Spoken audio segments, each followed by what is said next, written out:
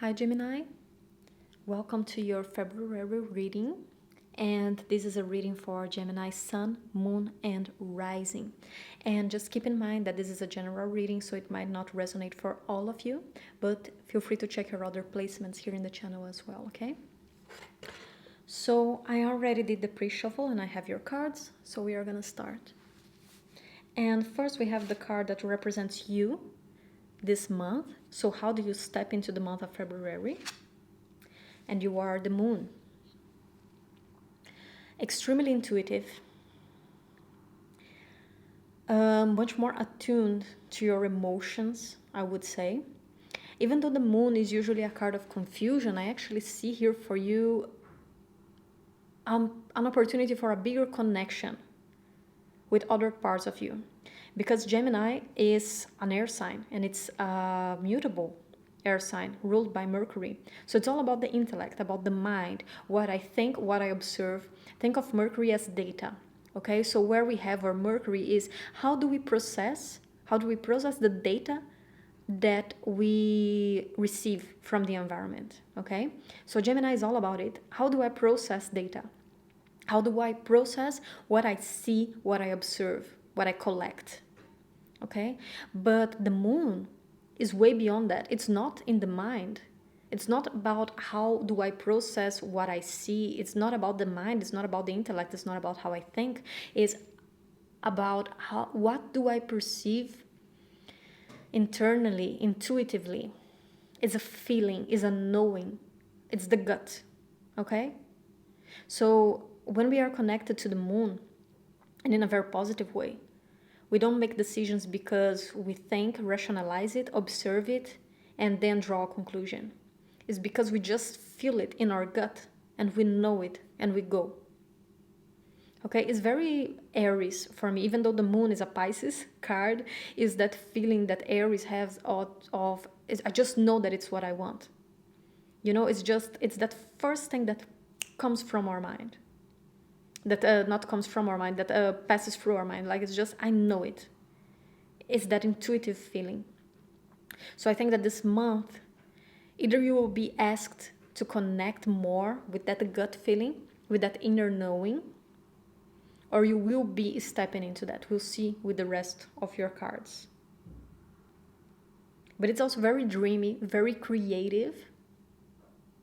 And just complimenting, it doesn't surprise me that you're coming as the moon, because the moon is the subconscious also, okay? So what happens in the moon is in our unconscious mind. It's our patterns. It's what's hidden. Think about the moon outside when we go for a walk and you only have the moon. You have enough light hitting the surface for you to find your path, but you can't really see. What's the rest is up to our imagination, right? And you have a lot of activity going on in your 12th house because we have Uranus and Mars going through your 12th house in the sign of Taurus. So the subconscious patterns are being stirred up. So for instance, I would also pay attention if you are having many dreams. What are your dreams trying to communicate with you? What other ways of gathering data do you have besides seeing, hearing? You know, I would pay attention to that, to those gut instincts, to what your dreams are telling you. I think that you will be gaining a lot of information from your environment through that, instead of just observing. And then we have the card of the environment, the 9 of air. Oh, it makes so much sense, Gemini, because the 9 of air is the 9 of swords. And even though this is a very positive deck, this is even called the good tarot, so it only gives the positive messages about the card. If you know the Rider-Waite, and if you don't know, I'm going to explain to you. This is a card with a man waking up from a nightmare, and there are 9 swords on top of his head. So there's a lot of mental confusion. Okay? And this is your environment. So what I see here is that the environment is not clear. Things are not being communicated clearly to you. And I think Aries also had the 9 of swords somewhere in their reading. And I'm going to repeat to you the same message that I gave to Aries, which is the image that I get is a beehive. Think about something that is very busy and you can't really make sense because there's just so many things going on, and that's your environment. I think that there's just so much information being shared and misinformation being shared. It's like you can't trust the media, you can't trust what people are saying, you can't trust the news that you're reading on the internet, etc. So what can you trust besides your intuition and your gut feeling? What do you trust when you can't trust the news, the media, the information that is being shared? So you're being connected, you're being asked to connect with your gut here, to connect with your inner knowing, because the environment is not reliable at this moment. And this is in a very mental level. So the mental, the rational ways in which the environment is communicating with you is not reliable. So you need to find out about this more intuitive, emotional side of you to make sense of things.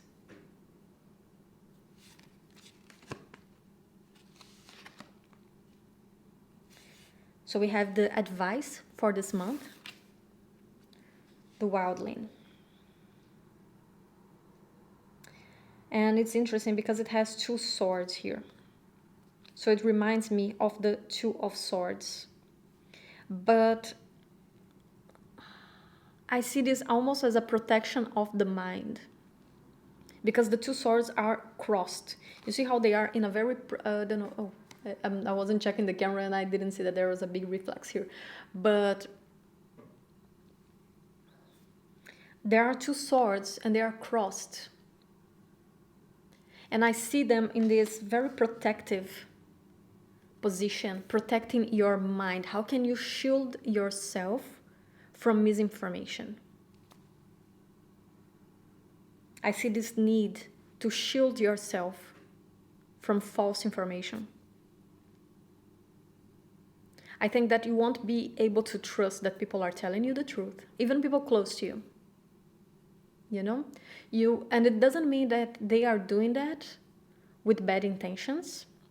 It doesn't mean that they are being malicious. They might think that, they might even believe that what they are saying is true. They might be distorting the truth in their own heads. Or they might be saying it to protect themselves in a way. But I just see this of you not being able to trust other people's words. So you need to watch everything. You need to receive every single input from them. You need to watch their body language. You need to look at their facial expression and just the general feeling that you get from their messages.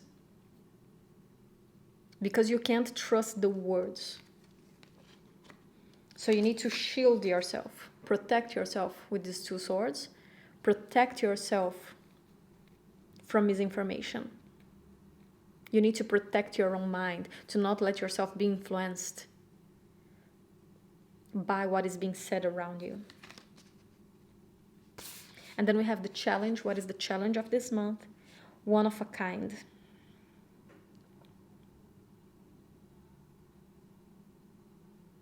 Discriminating. This is the word that is coming to me with this card. Discriminating.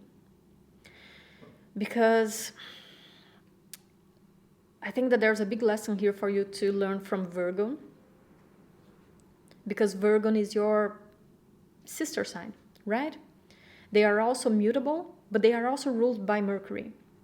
But the difference between Virgo and Gemini is that Gemini is very curious and wants to know a bit about everything, while Virgo is a bit more discriminating. They will choose one thing and they really want to see the sources of that and see what is true and what is not. They need to separate.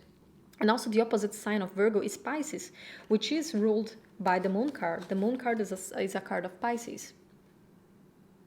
So in order to trust your gut feeling, you also need to balance out that discriminating of the one of a kind. How can I discriminate information? Right? I can't trust everything that I hear. And I shouldn't even open myself to every information that I receive. I need to discriminate what passes through my filter or not.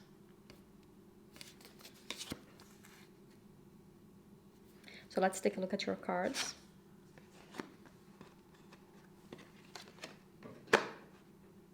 The Tower.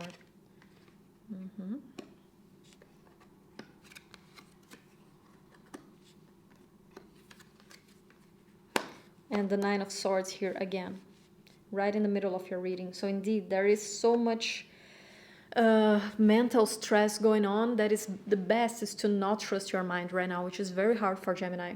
You need to trust the feeling, what feels right.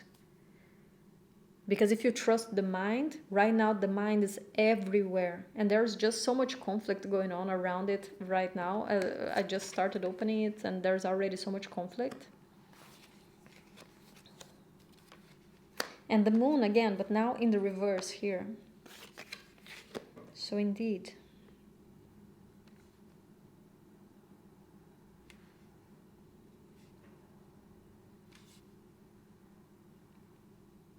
This is quite interesting because I'm pretty sure that I did a very similar reading for you a few months ago. That I had the same feeling that there was you in the middle and then a lot of things going on around it, but really not telling a definite story. And I get the same feeling here. I'm pretty sure that I read something like that for you a few months ago. And I see something very similar. The environment around you, Gemini, I just feel like it's a bit crazy. And it's very important for you not to allow this craziness to interfere with your energy. And the only way to do that is to sit with your emotions, is to step out from the mind, which is a big challenge for you. It's the biggest challenge here, to step out of the mind. Trust what feels right. The feeling sometimes is enough. I think that Gemini, since it's a very rational sign, right? It's an air sign. We try to rationalize everything. And I have my moon in Gemini, so I really understand this.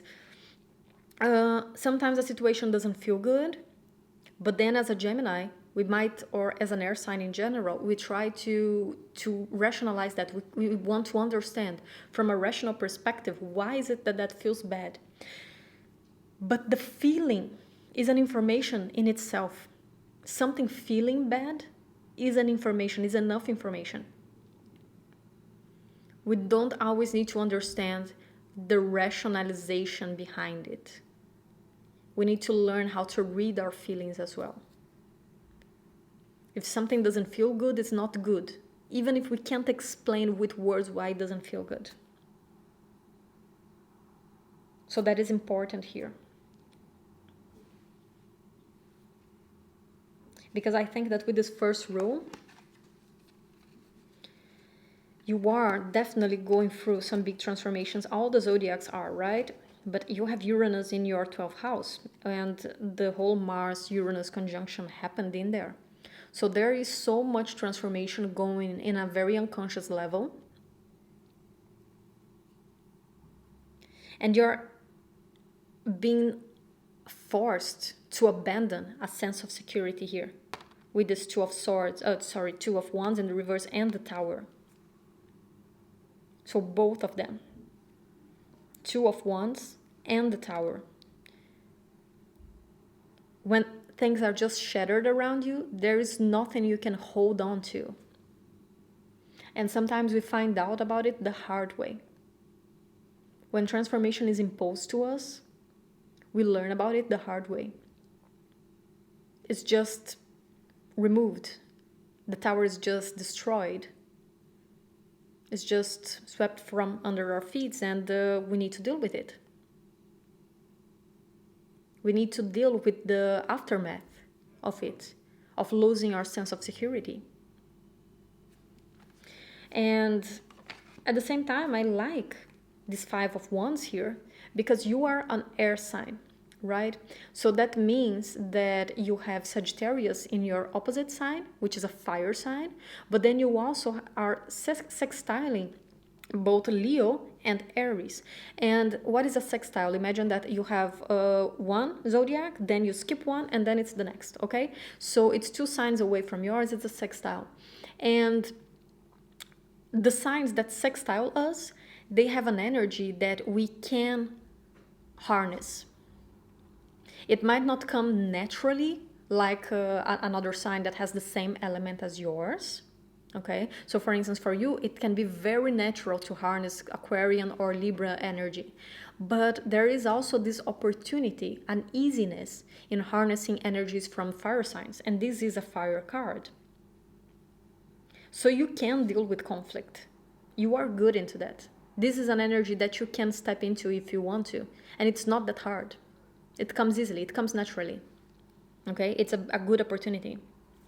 So even when the whole world seems messy and aggressive and hard to deal with around you, it might not feel like the most comfortable thing, but it's also not the hardest thing in the world for you either.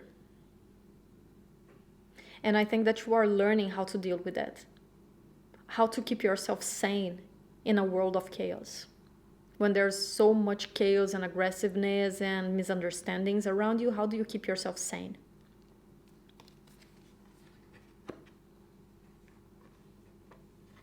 Okay, because I think that you will learn that you need to detach.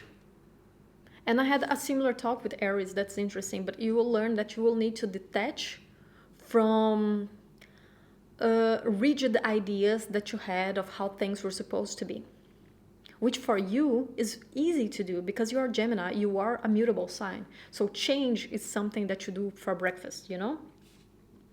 But still, it is hard when it's attached to our feelings of safety, something that we put effort on, something that we work towards. It can be scary to let it go, but ultimately, it brings us into something that is much more stable. So with this reading here, what I want to tell you is that even though things might feel confusing at times, and you might feel that things that you had planned for yourself, you are just finding out that you can't do them the ways that you thought you could do, you are still working towards something that is way more stable. It's just that your sense, what is stable to you might not be what you thought it was, you thought it meant. Okay? So for instance, maybe you thought that stable was something that would always be there. Something that was very tangible, right? Maybe that's what your idea of stability was. Or maybe it was financial stability. So let's say that you went through a period in which you lost your job or you had to change your career. And for you, your sense of stability was very connected with your financial stability. And then you're finding out that actually the true stability for you means something else. Maybe for you, being excited about something is more important than having financial stability. And that brings you a higher meaning of safety. Because there is that. It depends a lot on where our moon sign is, for instance, right? What we feel safe with might be very different from what someone else feels safe with. So there is this change happening in here. So if you connected your safety with something that would always be there, for instance, if it was a relationship that wasn't good, but at least you thought, well, but if I have that person, then at least I'm safe. And then you might be finding out right now that actually not being with someone like that makes you feel much safer than having someone in there who doesn't satisfy you, who doesn't fulfill you. So I think that your sense, your image of stability, of safety is changing, and it's good. It is good. But it is scary, of course, with this 9 of Swords and the moon in reverse. And that's why it's so important for you not to focus on the mind. Focus on what feels right, not what you thought was right. Because the mind right now is scattered. The mind right now is not reliable. Remember when I said about the environment as well? It's not just, it's both the environment and your own mind. What you think is not reliable right now, and what other people say, how they communicate with you, is not reliable right now. So again, there is that need to connect with the emotions, to connect with what feels right. What feels right is what will lead you to your own sense of stability. This is so important here, and for me this message is being yelled so loudly, because we have again the Knight of Pentacles in the reverse and the Nine of Pentacles, sorry, in the reverse. So both Pentacle cards in the reverse, which ties with what I was saying about what is your sense of stability, because these are very stable cards, but they are also very rigid because they are Pentacles, and rigidity doesn't go well with you. So maybe you don't need what you thought you needed in order to feel safe. Okay? Because your sense of safety is based on something else.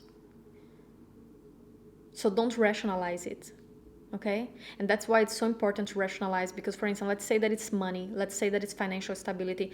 Anyone who thinks about it, they will think and say like, no, it makes sense, I need money to pay my bills in order to feel safe. So this is coming from the mind. But maybe not having a stable job and being able to work on your own pace and maybe make way less money but have your own business and have freedom of your own time, that makes you so much happier. So trust the feeling, right? It feels good, it just feels right. It might not sound right because it sounds very unstable, but that actually is making you way more emotionally stable, let's say. So trust what feels good, not what reason says is better. Okay, that's very important. They were in the reverse here. So in the end, I really like this reading for you, but it can be very hard for an air sign, and especially for an air sign ruled by Mercury, to trust the feeling. You are all about the thinking, you're all about the reason. But right now is a moment to connect with how you feel about things, with your gut, with your intuition, and how things just feel for you. So let's get some oracle cards just to close off your reading.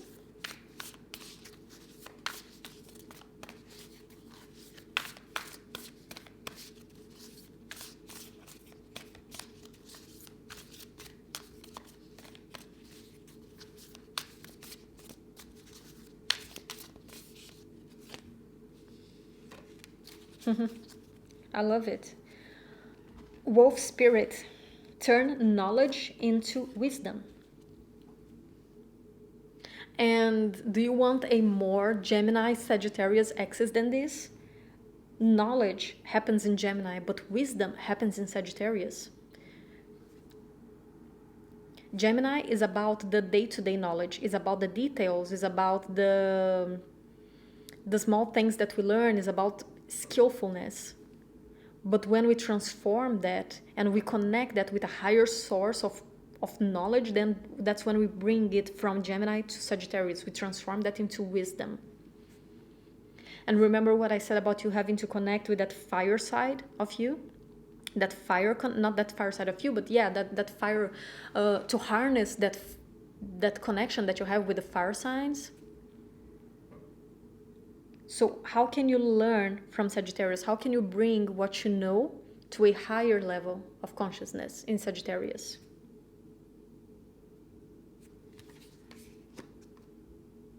Let's see what else. Let's see this one.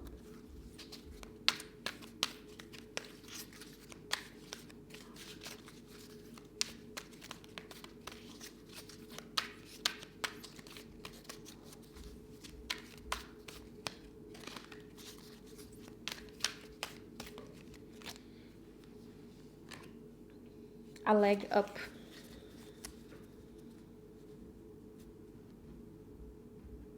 Small steps.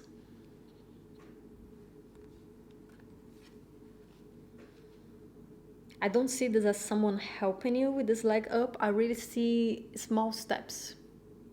You put one leg up in there, and then you can bring the other leg, you know? So connecting with your emotions, I feel here that is a first step. It's a step that is being asked from you right now, to connect with that unconscious side. Okay, to that doesn't happen in the mind. But that's a first step. So be patient also with yourself, because it doesn't mean that you will accomplish that and you will master that in the month of February. You're starting it. You're being invited to connect more with that sign, but that will come, that will really master itself with time. And I think that's all I have for you, Gemini. I'm not being called to take any more cards. So I hope you enjoyed. And if you like this video, please don't forget to like and subscribe down below. And I'll see you next month. Take care. Bye-bye.